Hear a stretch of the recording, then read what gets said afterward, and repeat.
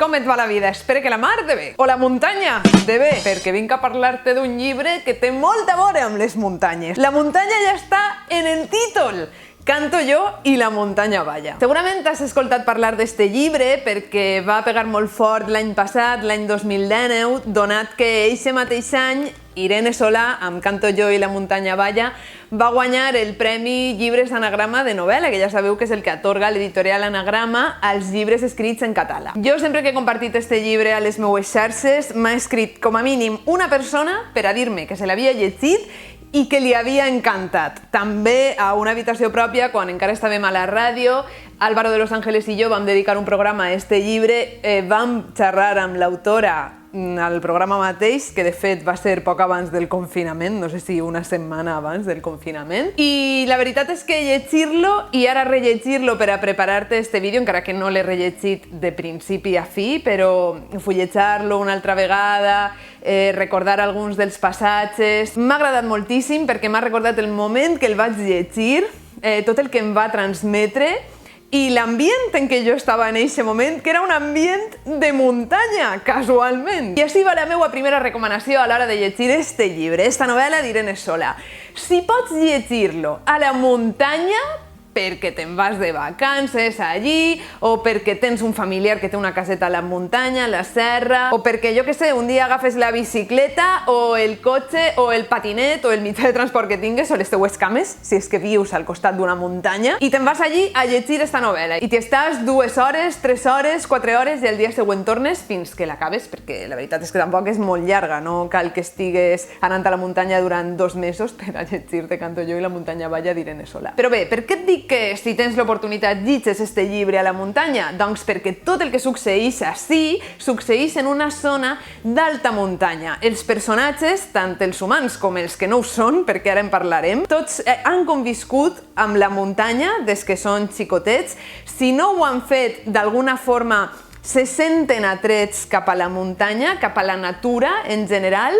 I després, com ara et contaré, hi ha uns altres personatges, hi ha uns altres narradors, no només són personatges, sinó que són narradors, que pertanyen a la muntanya o pertanyen a la natura. A veure, tu ja saps que hi ha novel·les que són molt interessants pel que conten, per l'argument, per la pel·liculeta, no? Per l'aventureta que viuen els personatges i que a tu t'entreté i et fa, d'alguna manera, ficar-te en la seva pell i viure les emocions que ells viuen, veure el que ells veuen, escoltar el que ells escolten. Este tipus de novel·les són les que interessen més pel contingut. Però després hi ha un altre tipus de novel·les que són més interessants per la forma, a nivell formal, pel llenguatge en què estan escrites, per l'estructura en què els seus autors, les seues autores han triat per a traslladar-te la història, perquè innoven d'alguna manera o perquè són originals a nivell formal, a nivell de la forma i no tant del contingut, encara que potser també ho siguen a nivell de contingut. Doncs bé, jo a esta novel·la, Canto jo i la muntanya balla, l'encabiria a la categoria de novel·les que són més interessants a nivell formal que a nivell de contingut. Per a mi, en esta novel·la, l'argument no és tan important, no té tant d'interès com, per exemple, el llenguatge que utilitza Irene Solà, però, sobretot, no és tan interessant com l'estructura que l'autora tria per a contar-te la seva història. D'alguna manera, jo, llegint esta novel·la, tenia la sensació que l'argument, que la historieta que conta, és, en certa manera, una excusa per a que Irene Solà puga fer coses que li interessen moltíssim, com ara experimentar amb el llenguatge, mesclar gèneres literaris i, sobretot, crear narradors originals, cadascun d'ells amb la seva pròpia veu. A Canto jo i la muntanya balla es conta la història d'una família de diverses generacions d'eixa mateixa família que viuen en un poble a les muntanyes de Catalunya. I eixa història no només està contada des de la perspectiva dels membres de la família, sinó també des de la mirada d'altres habitants d'eixe mateix poble, d'eixa mateixa zona, que no només estan vius en el present, sinó que potser han mort fa molt de temps, però t'estan parlant ara, en forma de fantasmes, en forma d'espectres. Ja ho descobriràs tu quan llegis la novel·la. Perquè una de les característiques, per a mi, més importants d'este llibre és que no hi ha només un narrador, sinó que n'hi ha, no sé, no els he comptat, però pot ser 20 narradors 15, i aquests narradors poden ser persones humanes, com et deia, vives, però també mortes, que apareixen en forma d'espectre, en forma de fantasma, en forma d'aparició sobrenatural, però, i així ve una de les coses per a mi més interessants de la novel·la, aquests narradors també poden ser animals de la muntanya, encara que hi ha un gos domèstic també, contant la història, o elements de la natura, com ara els núvols, que de fet són els primers narradors que apareixen a la novel·la, o la pròpia muntanya. La pròpia muntanya té un capítol, a més està il·lustrat, és l'únic capítol que conté il·lustracions, on ella és la narradora de la història i et conta com es va formar, quins canvis ha patit al llarg del temps, al llarg de la història, i en quin punt es troba ara i com anirà evolucionant en el futur. Jo, sincerament, mai havia llegit que recorde un llibre on, primer, hi ha tantíssima varietat de narradors, de fet, no n'hi ha cap que estiga repetit, cada capítol té un narrador i no es repeteixen al llarg del llibre, i no només narradors humans, sinó també narradors animals o que siguen elements de la pròpia natura. Sí que havia llegit algun llibre que està narrat exclusivament des de la perspectiva d'un animal. Per exemple, me'n recorde d'un de Natsume Soseki que es titula, jo el vaig llegir en castellà, no sé si té traducció al valencià, es titula Soy un gato, i tot el llibre està narrat des de la perspectiva d'un gat domèstic. Però és la primera vegada que em trobo amb un llibre que, com et deia, combina tants narradors distints i que pertanyen a diverses categories, per dir-ho així. Clar, jo m'imagino que quan Irene Solà es va plantejar crear tot este ventall de narradors per a la seva novel·la, el primer que pensaria seria perfecte, puc crear tots els narradors que em doni la gana, però hauré de desenvolupar una veu diferent per a cadascun d'estos narradors, no? Perquè igual que entenem que en el món dels humans un adolescent de 15 anys no podrà parlar mai igual que una dona de 80, i per tant, si crees una novel·la on alternes estos dos narradors, cadascú d'ells haurà de tindre el seu lèxic personal, les seues expressions favorites, els mots crossa que sempre diu. Doncs amb narradors animals i amb narradors que són elements de la natura, també hauràs de dotar-los d'una veu pròpia, d'una gramàtica pròpia, d'un lèxic propi. I això Irene Solà per a mi ho fa magistralment, perquè el gos parla d'una manera, l'os parla d'una altra manera, els núvols parlen d'una manera, la muntanya parla d'una manera, i jo penso que això haurà sigut del més complicat a assolir quan Irene Solà va seure i va començar a desenvolupar els seus personatges, els seus narradors, i va haver de pensar quins trets lingüístics definitoris hauria de tindre cadascun d'estos narradors. Doncs al final cadascun d'estos narradors té una veu purament original i està a la història per un motiu, no hi està casualment. No és que Irene Solà diga ara vull que un gos participe en la història, no.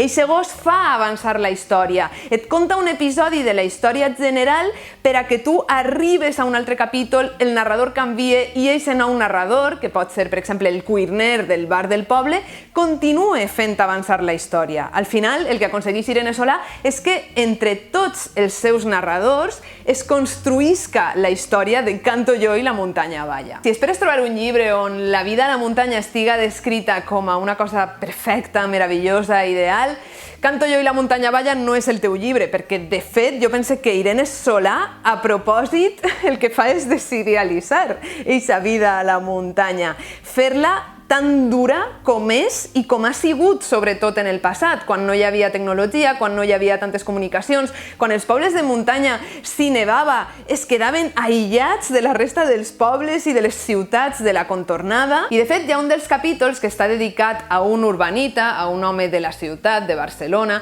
que arriba al poble un diumenge a fer una ruta i que té en el seu cap esta idea del poble com a un lloc ideal on trobar-se amb altres persones que t'acolliran i que faran que estigues com a casa i menjaràs millor que en la teua vida i respiraràs aire pur. I este capítol, a banda de ser super satíric, jo penso que fa una crítica a totes aquestes persones que vivim a la ciutat i que idealitzem la muntanya no perquè realment ens agradaria viure allà, sinó perquè és senzillament contrari al que tenim. I ja saps que les persones normalment desitgem el que no tenim, volem el que no tenim. Si vivim a la ciutat, voldrem viure a la muntanya. Si vivim a la muntanya, voldrem viure a la ciutat. Això és així, som humans. Com t'he comentat, una de les coses per a mi més interessants, que més gaudiràs de Canto yo i la muntanya balla, és l'ús del llenguatge, el llenguatge líric, el llenguatge poètic, el llenguatge treballat.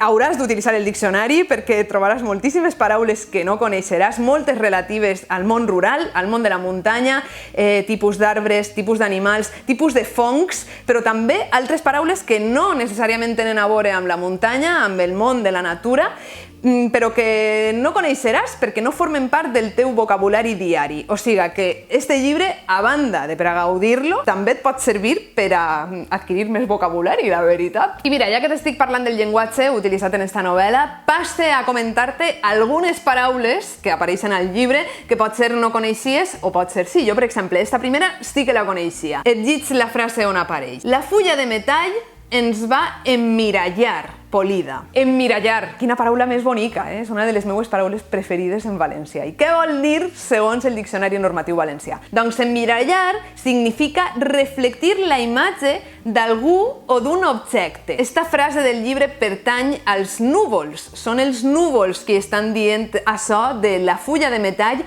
ens va emmirallar. Polida.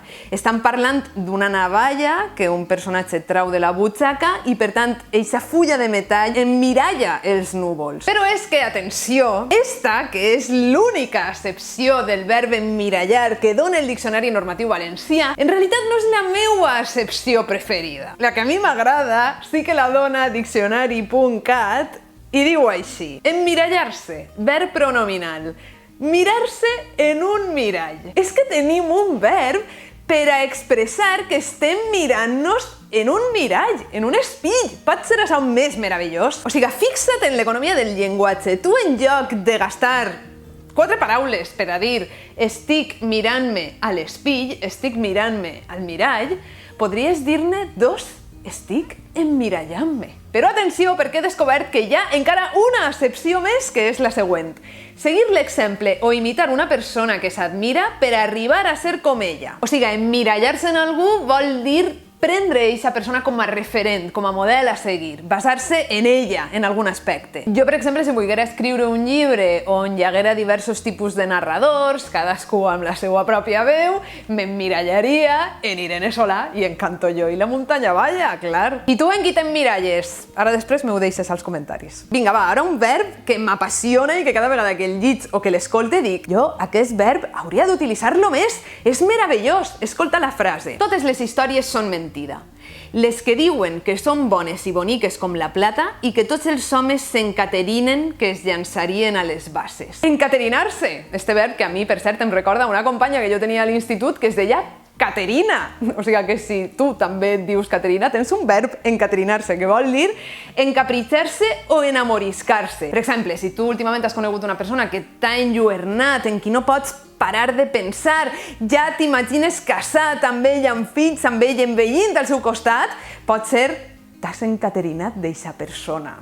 Igual has de baixar un poc la intensitat, o no, Tu fes el que vulguis. I ara una expressió que jo no coneixia i que a partir d'ara utilitzaré moltíssim, espero que tu també. Escolta, en Miquel Gras sembla que obri la boca només per embolicar la troca. Què vol dir embolicar la troca segons el Diccionari Normatiu Valencià? Complicar les coses. També pots utilitzar aquesta expressió amb els verbs embullar i enredar, és a dir, pots dir embullar la troca o enredar la troca. Tu imagina't que estàs acabant els preparatius d'una festa, d'acord? I arriba el teu germà o la teua germana o ta mare o ton pare i et diuen: ai, mira, per què no poses este cartell així? Per què no poses les begudes ahí? Per què no poses el tocadiscos allà? I tu, mira, mare, germà, pare o qui siga, no emboliques més la troca. No compliques les coses, voldries dir-li. Que et deixen en pau, que tu ja tens prou amb tot el que tens per davant. Doncs res més, espero que llitges Canto yo i la muntanya balla perquè és una experiència immersiva en el món de la muntanya. Fes-me cas si tens l'oportunitat de fer una passejada per les muntanyes del teu poble, per la Serra d'Espadà, per la Serra Calderona, per la Serra de Mariola, per la que vulguis, agafa este llibre i ves-te'n allí. Si t'ha agradat aquest vídeo ja saps que seria fantàstic i meravellós que li donares a m'agrada, que el compartires amb alguna persona a qui penses que li pot servir aquest contingut, ja siga pel tema lingüístic, ja siga pel tema literari, ja siga perquè penses que li cauré bé, jo què sé, pel que siga, però tu compartix aquest vídeo amb qui penses que li pot agradar. I subscriu-te al canal i activa la campaneta perquè així YouTube t'avisarà cada vegada que hi puja vídeo. Un beset i ens veiem a la muntanya!